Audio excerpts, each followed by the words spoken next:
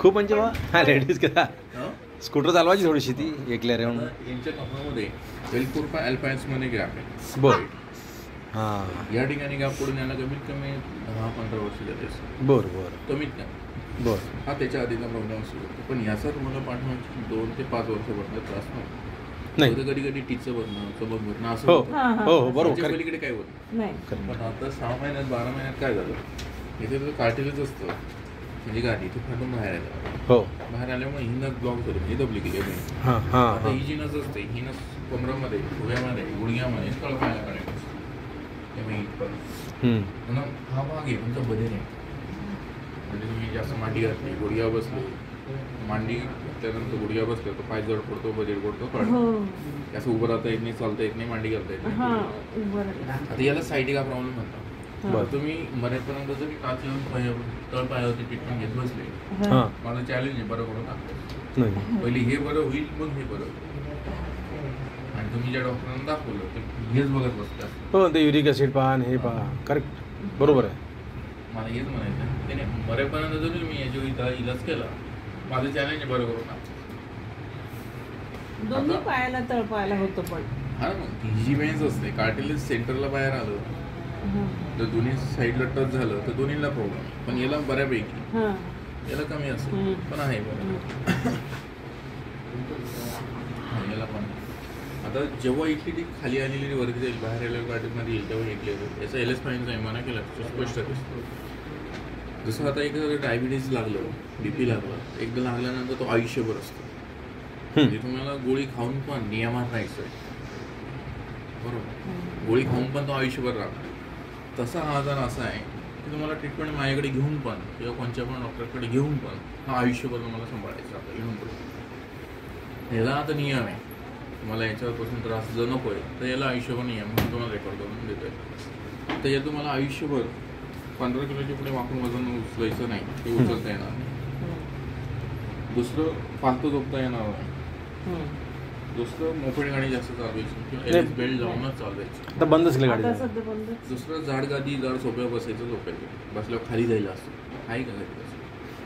बसल्यावर खाली जाईल खड्डा पडतो असं आहे का? नाही तसं तर नाही, साध नॉर्मल गादी आहे आपल्या. दुसरं म्हणजे तशी गादी पाहिजे की नको? नको नको. हां नाही. दुसरं घरी पालतू झोपायचं, कमराला झटका बसला असं काही करायचं नाही. आणि 30 डिग्रीत बसायचं नाही. म्हणजे खुर्चीवर बसले तर शीट पुढे घेऊन लांब पाय करून टेबलावर खुर्चीवर पाय ठेवून बसायचं झोपायचं. कसं का तसं? त्याच्याने स्प्लिट होतं. लांब पाय करून बसते जरा गुडघ्याला फक्त ते पोथी वगैरे वाचनला ते बसते खुर्ची. असं बसायचं नाही नाही नाही. याच्याने हा आजार स्प्लिट होतो वाटतो. एवढा 4-5 नियम आयुष्यभर लक्षात ठेवायचे. याला 3 दिवसांनी फरक पडेल, 10 दिवसात कव्हर होईल. जर 5 दिवसाच्या प्रमाण नाही कमी झालं त्याच्या एल एस फाईनचा एमआरआय करणं गरजेचं असतं. बरं ठीक आहे. जेव्हा ही नस चालू होईल याला 15 ते 20 दिवस लागेल हिची सूज कमी व्हायला. मांसपेशीच्या कमकुवत होऊन जातात, ब्लड सर्क्युलेशन खूप दिवस न होता. त्याच्याने जसं जसं ब्लड सर्क्युलेशन होईल तसं ते क्लिअर होईल. आता ह्या गुडघ्यामध्ये गॅप पण आहे तुमच्याकडे. आता गॅप का पडला? तुम्ही बरे डॉक्टर सांगितलं असेल गुडघा दाखवलं का याच्यात? असं जनरल दाखवलं का गुडघा दुखता म्हणून? तर याचं कारण हेच आहे. एक देवाने आपल्याला एक वरदान दिलंय. दिवसभरात तुमच्या 1000 सेल्स डेट होतात. 1000 दिवसभरात जेवढी तुमची वर्कआउट असतो हो 1000 सेल्स डेट होतात. डेट पण ते डेव्हलप व्हायला पाहिजे परत. आपण झोपल्यानंतर त्या सेल्स परत रिजेनरेट होत असतात. पण हा नियम प्रत्येकाला आहे. हा नियम यांना ज्यांच्या मज्जारोजीपासून ज्या नसा कनेक्ट असतात त्या नसा जर बंद आहे त्या पार्टला हा नियम लागू नाही. बरोबर. हा नाही कारण की ब्लड सर्क्युलेशन होतं ना त्याच्यात. मग इथून ब्लड सर्क्युलेशन यायला ह्या पायाला 80%, ह्या पायाला 30-40% होतं. इथून ब्लड सर्क्युलेशन यायला कमी कमी 10 वर्षापासून न झाल्यामुळे गुडघा 80%, 50 ते 60% गेला. 50% पेक्षा जास्त वळत नाही. आता जेव्हा इथून ब्लड सर्क्युलेशन याला होईल तेव्हाच गुडघ्याची झीज भरायला लागेल. नाही तुम्ही मऱ्यामऱ्यानं जरी गुडघ्यावरती इलाज केला, फरक पडला तर माझ्या येऊन भेट. आता माझ्याकडे जो 4,500+ ऑपरेशन घ्यायचं ते विदाऊट मेडिसिन.